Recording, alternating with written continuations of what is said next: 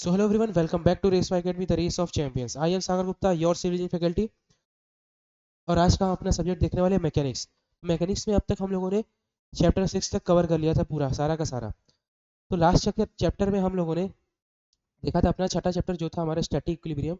उसके सारे न्यूमेरिकल्स हम लोगों ने देखे थे और सारे न्यूमेरिकल्स हम लोगों ने प्रॉपरली कर लिए थे। जितने भी सारे न्यूमेरिकल केस बन सकते थे, जैसे कि सिंपली सपोर्टेड, ओवरहैंगिंग बीम या सिंपली सपोर्टेड के ऊपर लगता हुआ लोड। लोड किस प्रकार के थे? पॉइंट लोड थे और कंसंट्रेटेड लोड थे। दूसरा था यूडीएल, क्या है यूवीएल, और तीसरा भी यूवीएल ही था। ठीक है, यूडीएल था सेकंड और था यूवीएल। ठीक है,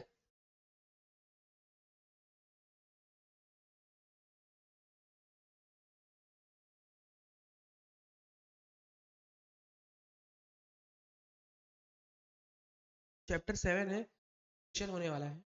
फ्रिक्शन में हमारा पॉइंट ऑफ फ्रिक्शन क्या होगा? फ्रिक्शन में हम पहली बात, फ्रिक्शन से क्या समझते हैं? फ्रिक्शन होता क्या है? ये ऑलरेडी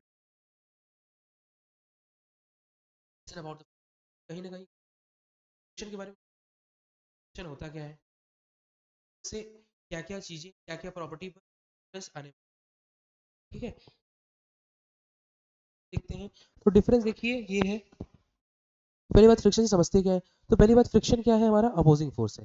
फ्रिक्शन एक रेजिस्टिव फोर्स है। फ्रिक्शन क्या करता है? फोर्स को रेजिस्ट करता है, फोर्स को अपोज करता है, सो दैट कि बॉडी अपनी स्टेट में मेंटेन रखे, या अपनी वो जो बॉडी है अपने आप को, अपने स्टेट को मेंटेन रख सके।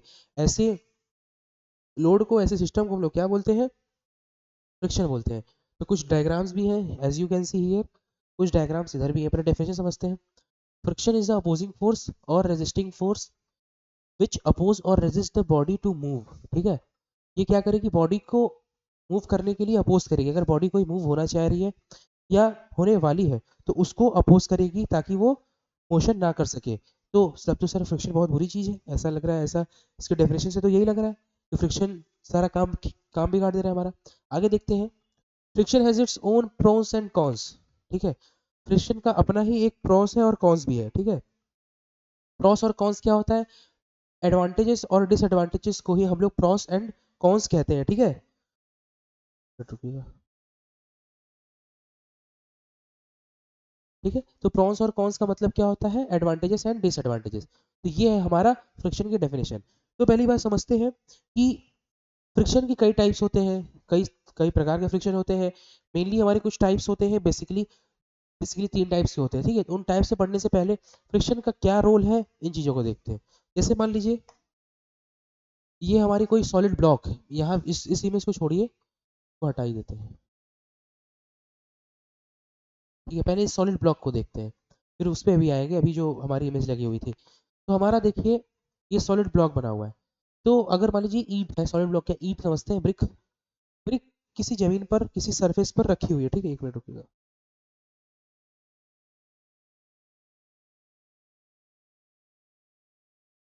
ठीक है, जो हमारी ब्रिक है वो किसी न किसी सरफेस पर रखी हुई है। तो वो जो सरफेस है हमारी, वो क्या करेगा? सरफेस के ऊपर रखी हुई, यानी कि दो सरफेस आपस में कांटेक्ट में। जैसे मान लीजिए ये लैंड की सरफेस है, ठीक है, ये हमारी होगी, ये वाली सरफेस लैंड की है, और ये वाली सरफेस जो होगी ब्रिक की। ये वाली लैंड सरफेस और ये ब्रिक, इसके ऊपर हमने ब्रिक रख दिया। तो ये देखिए क्या है, दो सरफेस के बीच में आ गए, यानी इनके बीच में कितने लाइन ऑफ एक्शन हो गए? दो हॉरिजॉन्टल लाइन ऑफ एक्शन हो गए। ठीक है, तो ये हो गया हमारा हॉरिजॉन्टल लाइन ऑफ एक्शन। तो अभी ये रेस्ट पर है। रेस्ट पर क्यों है? क्योंकि आपने न्यूटन का हर जगह न्यूटन का लॉ आएगा। न्यूटन का फर्स्ट लॉ क्या कहता है? कि every body has a tendency to remain in its original position until and unless any external load is applied on it। सारी बॉडीज वो क्या करेंगी कि अपनी बॉडी को रिटेन करी रहेंगी, अपनी ओरिजिनल शेप को रिटेन करी रहेंगी, या करना चाहे करती रहेंगी। कब तक? जब तक कि उसके ऊपर ना ही कोई एक्सटर्नल, ना ही कोई इंटरनल लोड अप्लाई हो। अब इंटरनल कैसे होगा? इंटरनल इन द सेंस कि जैसे मान लीजिए मेटल की बार लीजिए। मेटल की बार, या जो आप सरिया होते हैं, सरिया, सरिया समझते होंगे आप लोग। छड़ जिसको कहते हैं, जो छतों में यूज होती है, रेबर बार, ये सरिया है। ठीक है, अब इसको जब हीट कर रहे हो, जब हीट होगी ना ये, तो ये एक्सपेंड करना चाहेगी, बढ़ना चाहेगी। बढ़ेगी क्यों? क्योंकि metal has a tendency to shrink, to extend when any external load is applied on it. अब इस पे लोड किस प्रकार का लग रहा है, हीटिंग इफेक्ट लग रहा है, इस पे हीटिंग इफेक्ट हम लोग दे रहे हैं, हीटिंग इफेक्ट। तो ये क्या करेगा, ये बार एक्सटेंड होना चाहेगा, बढ़ना चाहेगा, एक्सपेंड करना चाहेगा। तो इस बार में इंटरनल रेजिस्टेंस आ गया, ठीक है, ये फैलेगा। अब इसकी भी फ्रिक्शन हमारी जिस सरफेस पे रखा होगा, ये फ्रिक्शन है, वो उसको अपोज करेगा, ताकि वो हमारा फ्रिक्शन मतलब हमारा रेजिस्टेंस बना रहे, हमारी बॉडी की शेप मेंटेन रहे। चलिए ब्लॉक पे आते हैं, ब्लॉक अभी रेस्ट पर है, अभी हम लोग रेस्ट पे समझ लिया। अब आते हैं सीधे इमेज पर, जो हमारी इमेज थी।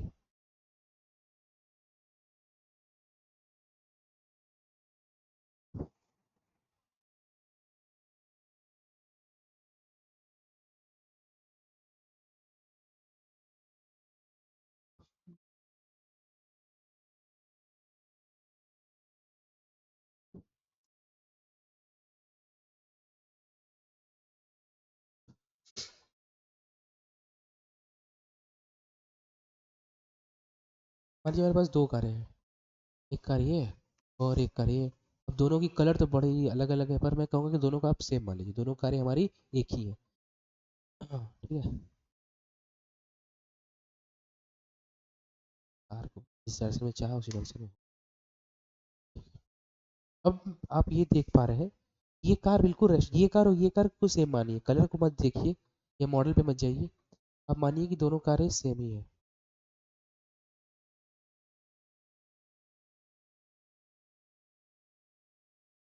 ठीक है। मान लीजिए कुछ देर तक पहले कार हमारी रेस्ट पे थी, क्यों क्यों रेस्ट पे थी, क्योंकि वो न्यूटन के फर्स्ट लॉ को फॉलो कर रही थी, या उसको कोई पुश नहीं कर रहा था, कोई पुल नहीं कर रहा था। कुछ देर बाद यही कार है, बस मैंने कहा कि दोनों कार को सेम मान लीजिएगा, ठीक है।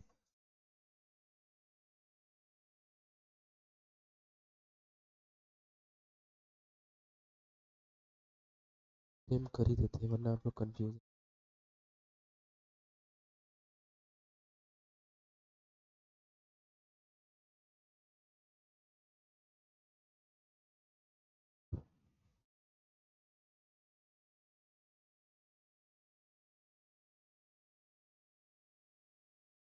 ठीक है, ये अब तो लग रहा है ना कि बिल्कुल वही कार है, चलिए ठीक है।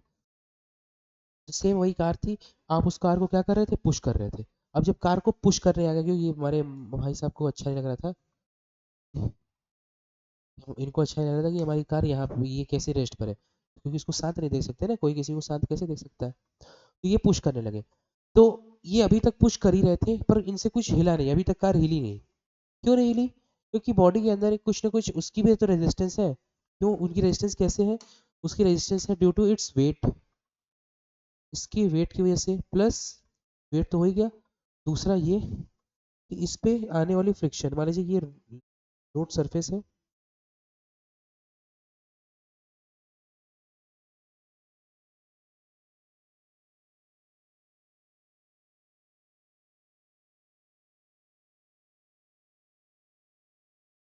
ठीक है, रोड सरफेस है, ये इसको रेजिस्ट कर रहा है। अब ये लोड जो हमारी कारें हैं वो आगे जाएंगी, कार आगे जाएगी, तो यहाँ पे देखिए ये वाली जो ये वाली सरफेस है, ये क्या करेगी, इसको रेजिस्ट कर रही है। क्यों, क्योंकि सरफेस पे कुछ ना कुछ इरेगुलरिटीज होती हैं, जैसा कि हम लोगों ने पहले देख लिया था। अब फ्रिक्शन होता है किस वजह से, ये भी देख लेते हैं। फ्रिक्शन होता है कि दो सरफेस के बीच में अगर इरेगुलरिटीज होती है, इरेगुलरिटीज मतलब सरफेस, कोई भी स्ट्रक्चर, कोई भी सरफेस अभी तक पूरी दुनिया में ऐसा नहीं है कि बिल्कुल प्लेन हो। जैसे ये बोर्ड है, ठीक है, आप कहेंगे सर आप बोर्ड तो बिल्कुल प्लेन लग रहा है, या जिस कॉपी पे आप लिख रहे हैं वो प्लेन है। चलिए ठीक है, मैं अभी भी आप उस डाउट को क्लियर कर,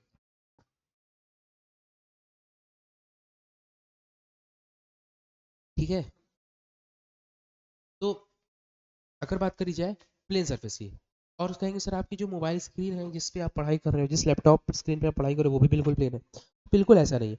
उस पर कहीं ना कहीं कुछ ना कुछ इरेगुलरिटीज होती ही है, ठीक है। कैसी इरेगुलरिटीज, तभी तो हम लोग, अब जैसे देखिए फ्रिक्शन का मैंने बोला कि कुछ ना कुछ उसके एडवांटेजेस भी है, कुछ ना कुछ उसके डिसएडवांटेजेस भी है। एडवांटेजेस किस किस प्रकार के हैं या कैसे कैसे हैं, एडवांटेजेस ऐसे हैं कि फ्रिक्शन की वजह से ही आप मूव कर पा रहे हैं, फ्रिक्शन की वजह से ही आप क्या कर पा रहे हैं, चल पा रहे हैं। तो जब आप उस पर मूव कर पा रहे हैं, चल पा रहे हैं, तो ये क्या है, ये किसकी वजह से हो पा रहा है, तो अब ये फ्रिक्शन की वजह से हो पा रहा है, ठीक है। जैसे आप ग्राउंड पे वॉक कर रहे हो, तो ग्राउंड पे आप वॉक कर रहे हो, it is also due to friction. आप कॉपी पे लिख पा रहे हो, it is also due to friction, ठीक है। I can also write it on the board, it is also due to friction. तो फ्रिक्शन हैज ऑल्सो एडवांटेजेस और प्रॉन्स।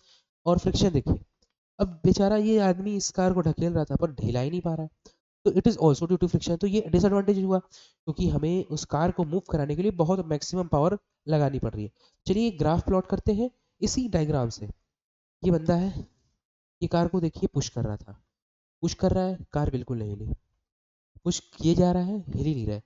फिर एक समय ऐसा आएगा, एक पॉइंट ऐसा आएगा जिसपे कि ये बंदा अपनी पूरी एबिलिटी लगा चुका होता है, पूरी ताकत लगा देता है, ठीक है, जितनी इसकी स्ट्रेंथ है इसके अंदर। और कार भी होती है at the verge of move या at the verge of flow. ये उस पॉइंट पे होती है, at that point car is also able to flow या मूव। ठीक है, ये हो गया पॉइंट। ठीक है, इस पॉइंट पे इसकी एबिलिटी है कि ये मूव कर जाएगा। अब ये पॉइंट क्या है सर, तो ये मैं बता रहा हूँ लिमिटिंग। अब ठीक है, अब यहीं से आगे बढ़ते हैं, पहले ग्राफ को प्लॉट करते हैं।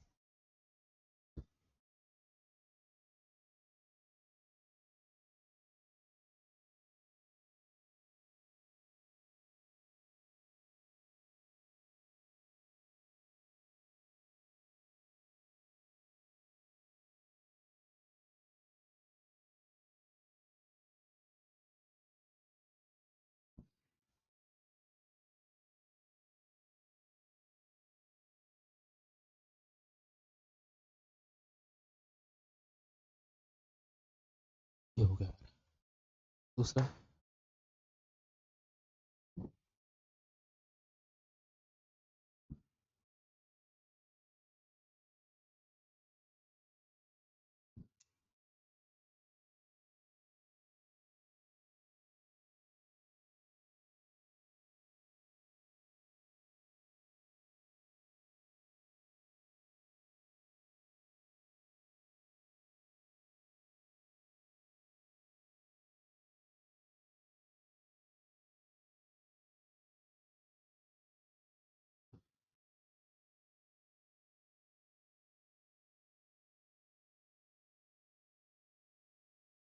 ठीक है, अब सर आपने ये ग्राफ तो प्लॉट कर दिया, अब इस ग्राफ से हमें समझना क्या है, इसको देखते हैं। यहाँ पर जो एक्स एक्सिस पर लिखेंगे applied force,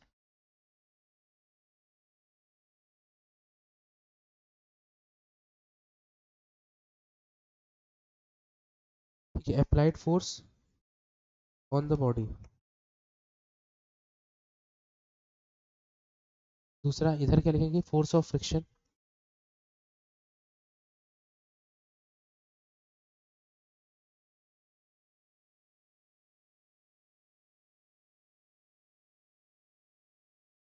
acting on the body.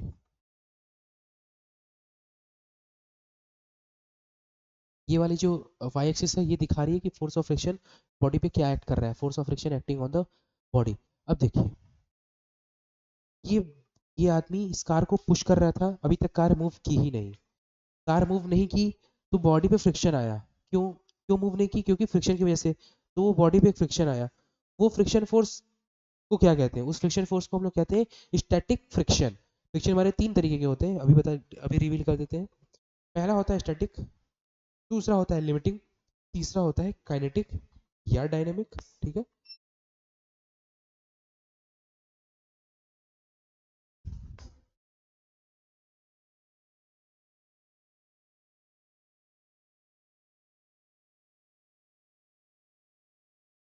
चलिए ठीक है, ये हो गया हमारा स्टैटिक, लिमिटिंग और काइनेटिक या फिर डायनामिक।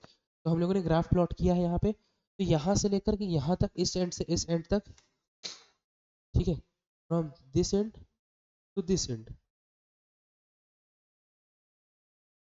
ये इस एंड से इस एंड पे आपको क्या मिल रहा है, स्टैटिक फ्रिक्शन मिल रहा है।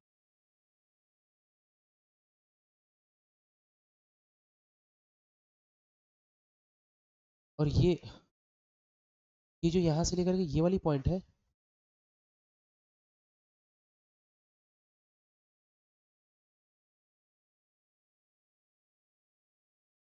ठीक है, ये वाली जो पॉइंट है ये इम्पेंडिंग मोशन इसको बोलते हैं, इम्पेंडिंग फोर्स, पेंडिंग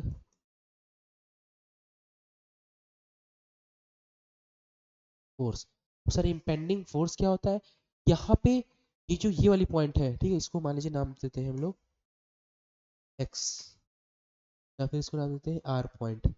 ये आर हो गया, ये एस हो गया, इसका नाम दे दीजिए वी, यहाँ नाम दे दीजिए एम। ठीक है,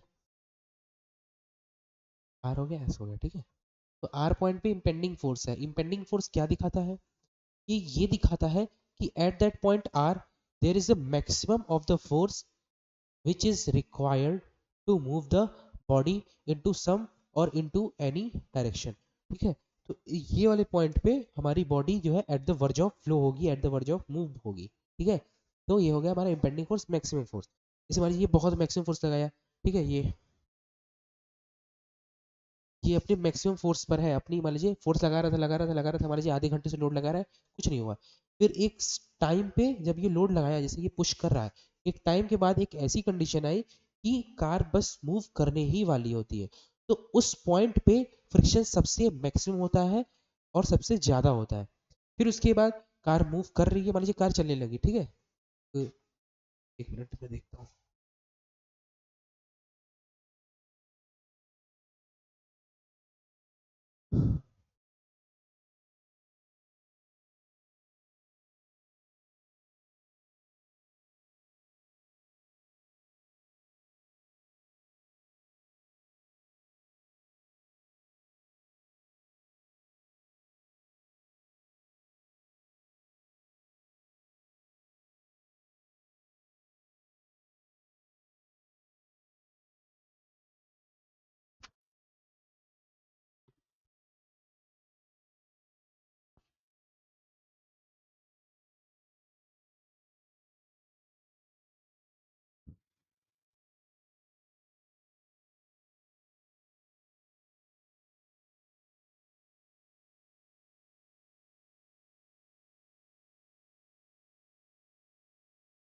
चलिए, मिला नहीं। खैर, बस ये समझिए कि कार अब मूव करने वाली है, मूव कर रही है, और जब कार मूव कर रही है तो भी तो इसमें फ्रिक्शन आएगा, ऐसा तो नहीं कि फ्रिक्शन खत्म हो गया। तो उस पॉइंट पे जो फ्रिक्शन आएगा उसे हम लोग बोलते हैं काइनेटिक फ्रिक्शन। काइनेटिक फ्रिक्शन या फिर डायनामिक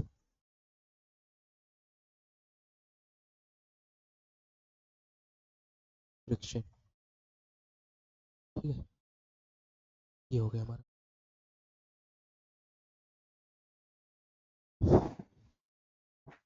काइनेटिक फ्रिक्शन या फिर डायनामिक फ्रिक्शन। चलिए लिखते हैं अब टाइप्स ऑफ फ्रिक्शन के बारे में, अभी ग्राफ पे फिर आएंगे, पहले लिख लेते हैं। फ्रिक्शन की डेफिनेशन तो हम लोगों ने देख ली।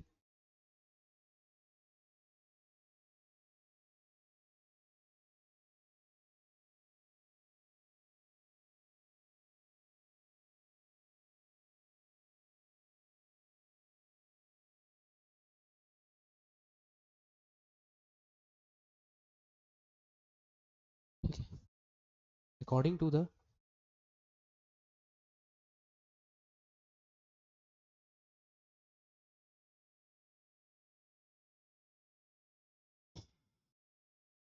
According to the stages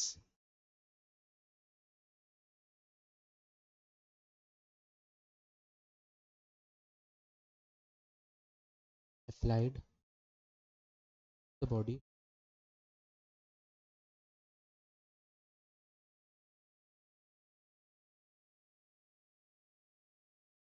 according to the stages of the load applied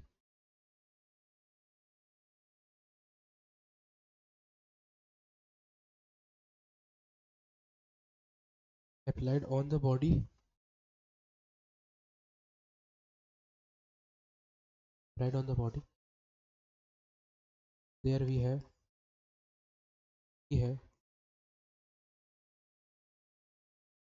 basically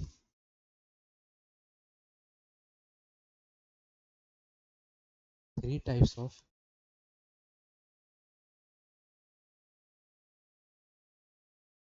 ठीक है, we have basically three types of friction,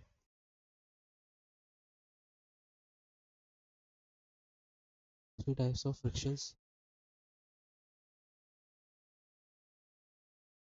acting on the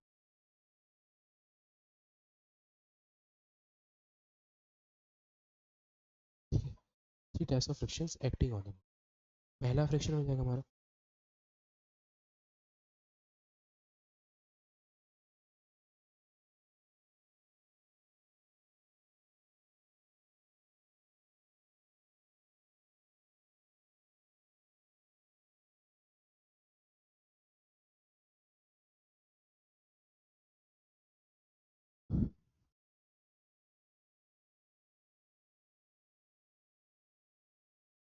देखिए पहला हमारा फ्रिक्शन क्या होगा, पहला फ्रिक्शन हो जाएगा हमारा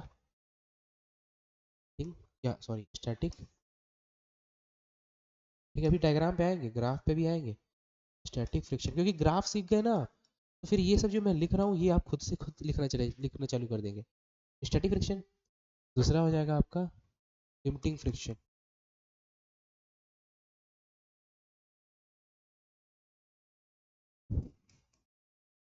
तीसरा काइनेटिक या फिर डायनेमिक फ्रिक्शन। तीन तरह के फ्रिक्शन होते हैं, स्टैटिक, लिमिटिंग, फिर dynamic. Three types of friction going to be acted on the body. अब ग्राफ से समझते हैं। ये हमारा स्टैटिक फ्रिक्शन, देखिए यहाँ से लेकर के यहाँ तक आप देख पा रहे हैं,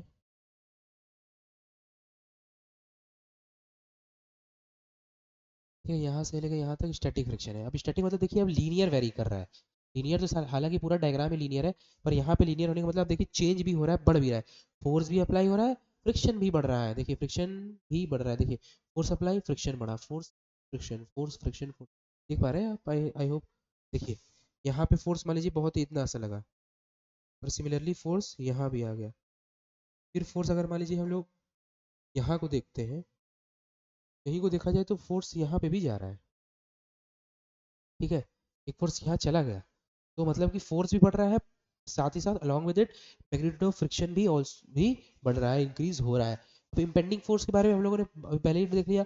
eight point R impending force, यानी कि वो पॉइंट जहां पर बॉडी को मूव कराने के लिए, या जिस वो इम्पेंडिंग फोर्स वो मैक्सिमम लोड है जिस लोड पर आपकी कोई भी व्हीकल, कोई भी ऑब्जेक्ट जस्ट मूव करने वाला होता है। और इम्पेंडिंग फोर्स सबसे मैक्सिमम फोर्स होता है in the process of moving any body. यानी कि अगर आप देखिए यहाँ पे आने के बाद आप लोड भी कम कर दे रहे हैं, ठीक है। और फिर एक मिनट, थोड़ा सा,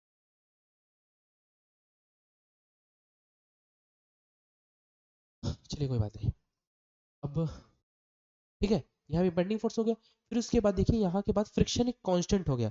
जब आपकी कार जो भी मैंने कार की बात की वो मूव करने लगी, ठीक है,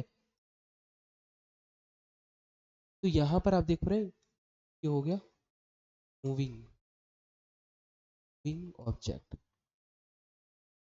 ऑफ ऑब्जेक्ट स्टार्टेड।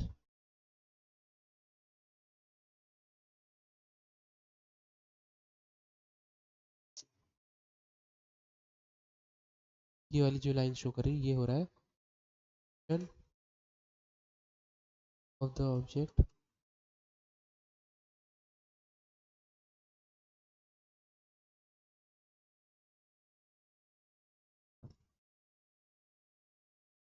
ठीक है, motion of the object started, motion यहाँ पे स्टार्ट हो गई है, ठीक है। अब हमने यहाँ पे देख लिया, तो यहाँ पे किस इस केस में कौन सा फ्रिक्शन आएगा, इस केस में काइनेटिक फ्रिक्शन या फिर डायनेमिक फ्रिक्शन आएगा, ठीक है, काइनेटिक फ्रिक्शन या फिर डायनामिक फ्रिक्शन आएगा। अब बात करते हैं जो हमारा इम्पेंडिंग फोर्स था, ये आर पॉइंट से लेकर एस पॉइंट तक, ये बहुत ही कम पॉइंट के लिए रहेगा, ऐसा नहीं कि बहुत लॉन्ग टर्म के लिए रहेगा, बहुत ही शॉर्ट टर्म के लिए या शॉर्ट टाइम के लिए रहेगा। फ्रॉम पॉइंट आर से लेके एस तक ये जो है लाइन, ठीक है, ड्रॉ करेंगे एस तक, ठीक है। जो आर एस है ये वाली शो करेगी आपको limiting friction, R S point है।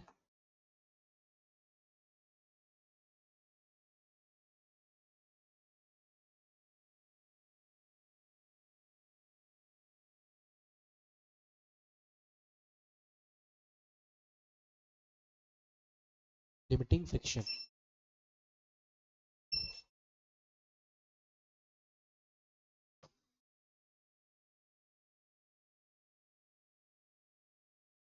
चलिए कोई बात नहीं, एक्चुअली लाइट की, चलिए ये हो गया हमारा लिमिटिंग फ्रिक्शन हो गया। अब हमने यहाँ पे स्टैटिक देखा, लिमिटिंग देखा और काइनेटिक देखा। प्रॉपर सबकी डेफिनेशन लिखते हैं। पहला है हमारा स्टैटिक फ्रिक्शन।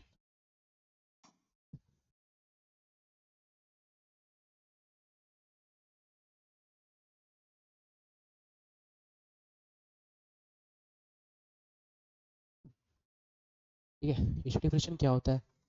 देखिए, अगर कोई बॉडी रेस्ट पर है, कोई बॉडी रेस्ट पर है, उस पर लोड लगाया जा रहा है, ठीक है, when a body is at rest and load is applied on it, अगर उस पर लोड लगाया जा रहा है तो उस कंडीशन में, ठीक है, उस कंडीशन में बॉडी पे जो फोर्स आ रहा होगा, या उस कंडीशन में बॉडी जो खुद को मोशन से रेजिस्ट करने के लिए जो फ्रिक्शन फोर्स लगा रहा होगा, वो friction को हम लोग स्टैटिक फ्रिक्शन कहते हैं। ठीक है, यहाँ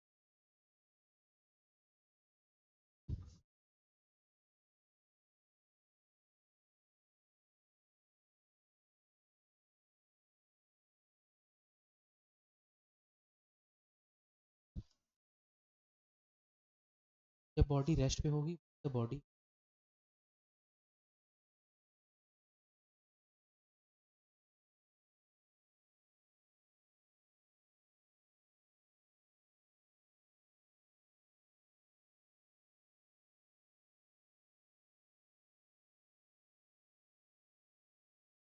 लाइड ऑन,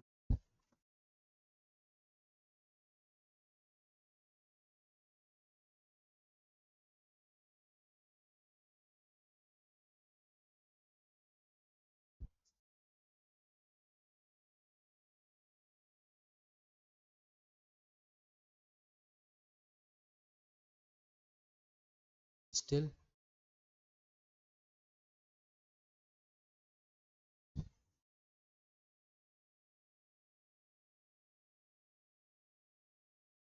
देन क्या होगा, देन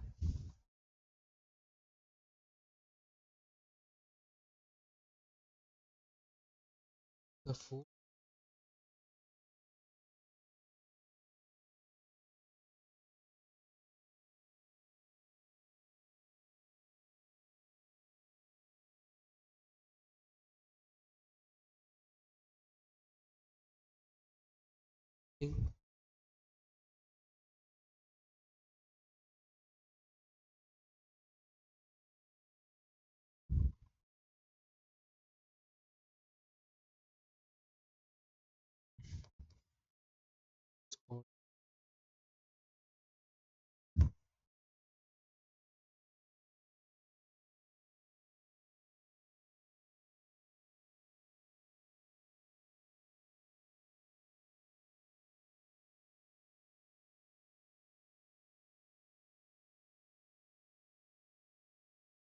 क्या बोलते हैं इस केस को, केस को बोलते हैं फ्रिक्शन, और इस कंडीशन में जो लग रहा होगा, कंडीशन को हम लोग बोलेंगे स्टैटिक फ्रिक्शन।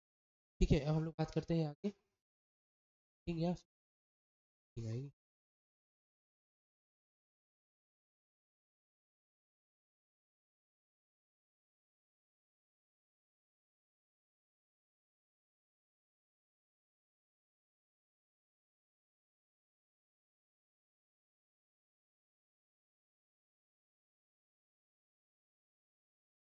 फ्रिक्शन हम लोगों ने ग्राफ से समझ लिया प्रॉपरली। फोर्स की मैक्सिमम ऑफ द फोर्स होता है किसी बॉडी को मूव कराने के लिए। ठीक है, ऐसा फोर्स जब कोई बॉडी जस्ट मूव करने वाला होता है, उस टाइम पे बॉडी पे जो फ्रिक्शन आता है, इसी फ्रिक्शन को हम लिमिटिंग फ्रिक्शन कहते हैं। ठीक है, वैसे फ्रिक्शन को हम लोग क्या कहते हैं, लिमिटिंग फ्रिक्शन कहते हैं।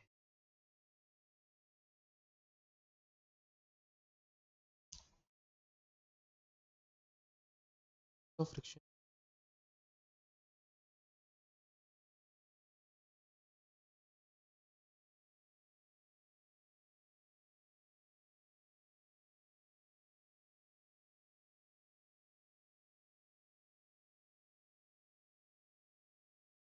एक्टिंग ऑन, ठीक है, the friction which is acting on the body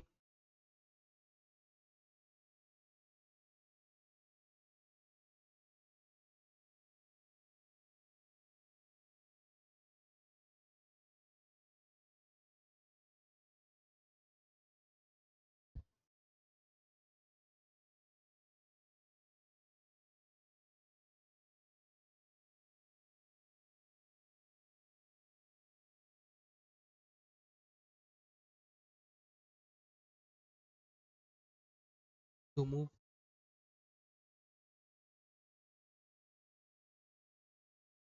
hold,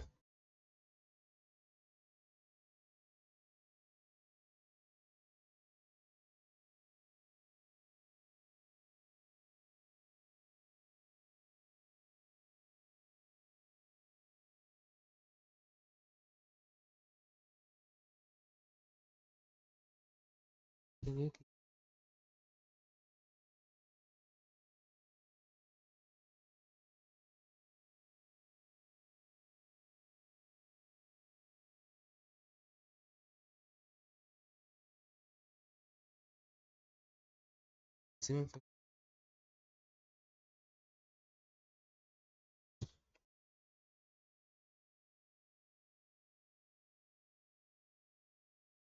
all type of friction.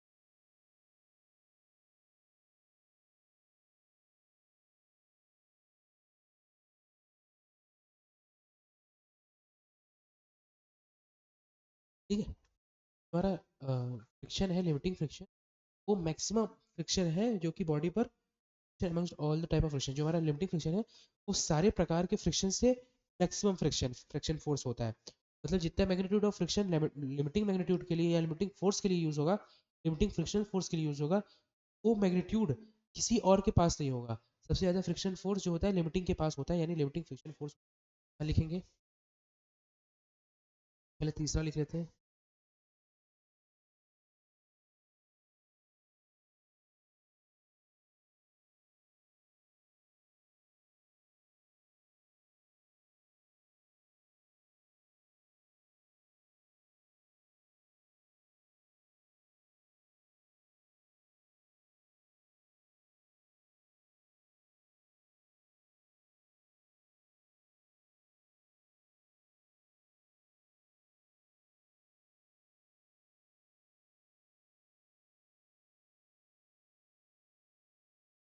Force of friction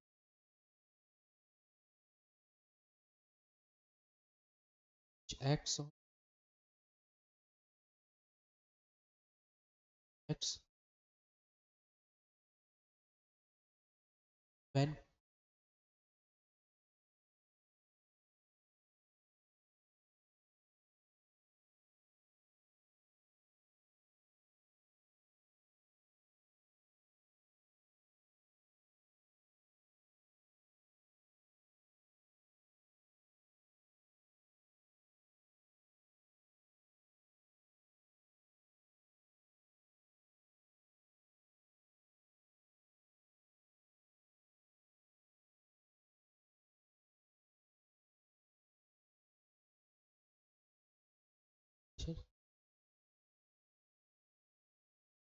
then such type of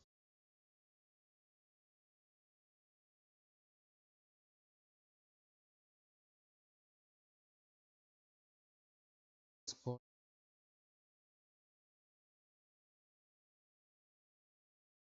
take here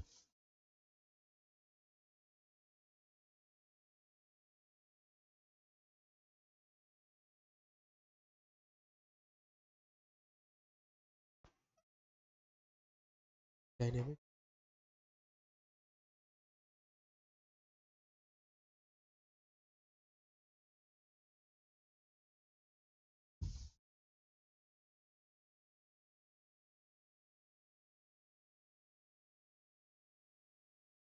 है लिमिटिंग फ्रिक्शन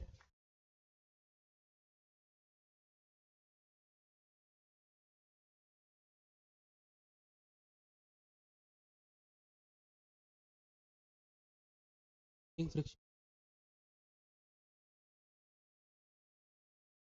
फ्रिक्शन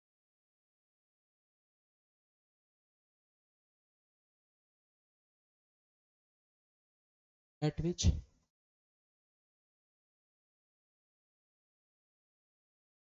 pending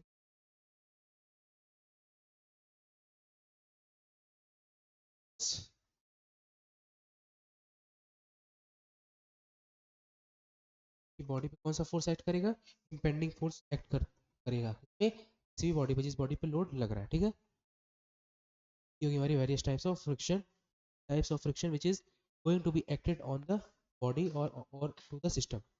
ठीक है, अब देखिए हम लोगों ने देखा कि लिमिटिंग फ्रिक्शन जो है मैक्सिमम फ्रिक्शन होता है amongst all the friction. इसका मतलब क्या है? इसका मतलब सीधा सा ये है कि जाहिर सी बात है लिमिटिंग फ्रिक्शन में हमने देखा कि इम्पेंडिंग फोर्स, और इम्पेंडिंग फोर्स होता क्या है? होता क्या है इम्पेंडिंग फोर्स? वो फोर्स की सबसे ज़्यादा मैक्सिमम होता है टू मूव एनी बॉडी, वो मैक्सिमम फोर्स जिस पे की बॉडी मूव कर जाए, at this type of force is called as the impending force. ठीक है,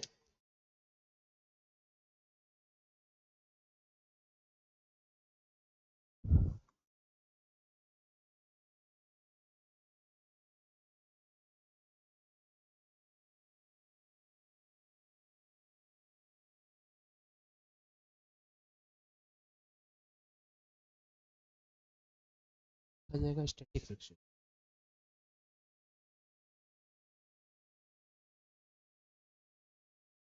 तीसरा क्या है?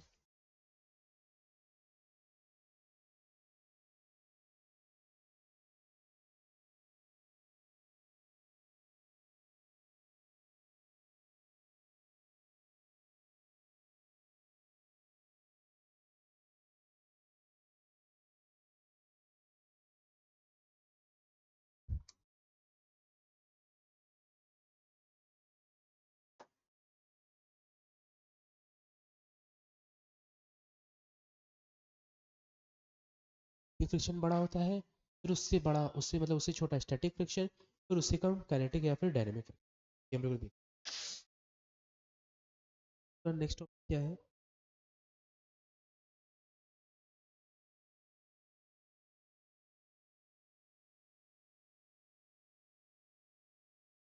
केसेस भी देख लेते हैं फ्रिक्शन के बारे में. पहले फ्रिक्शन से हम लोग क्या समझते हैं ये हम लोगों ने देख लिया, टाइप्स ऑफ फ्रिक्शन भी देख लिया. और फ्रिक्शन आता कैसे ये देख, हम लोगों ने वहाँ पे सॉलिड ब्लॉक लिया था, यहाँ पे भी सेम वही केस करेंगे. यहाँ हम लोगों ने सरफेस,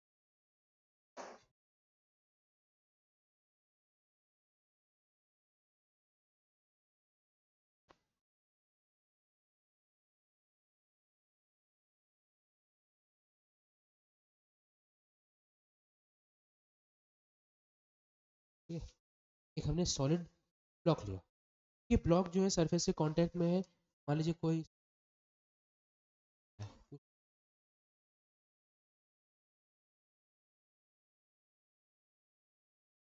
ठीक है, सिंगल पसली क्या आप उससे,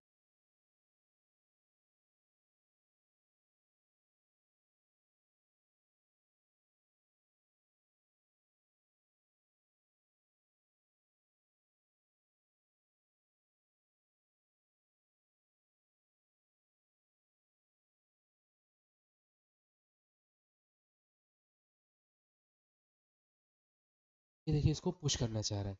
जब इसको पुश कर रहा है तो इसके सरफेस के बीच में इरेगुलरिटीज हैं. ये जो ग्राउंड सरफेस, ये देखिए जो मैं इसको करा रहा हूँ, तो नीचे ग्राउंड सरफेस है, जस्ट इसके बीच में मैंने एक जगह छोड़ दी ताकि आपको समझा सकूँ. छोड़ा जगह मैंने के बीच में, ये ब्लैक कलर से कर रहा हूँ, के बीच में ये जगह खाली है. जगह खाली इन द सेंस, ये जगह खाली ने मैंने की है ताकि आप समझ पाए कि यही इसकी वजह से ही फ्रिक्शन आ रहा है पिक्चर में. फ्रिक्शन क्या करेगा? बॉडी को मूव करने से अपोज करेगा, बॉडी के आगे इसकी वजह से मूव नहीं करेगी. ठीक है, तो ये किसकी वजह से हो रहा है? ये हो रहा है due to the force of friction. ठीक है,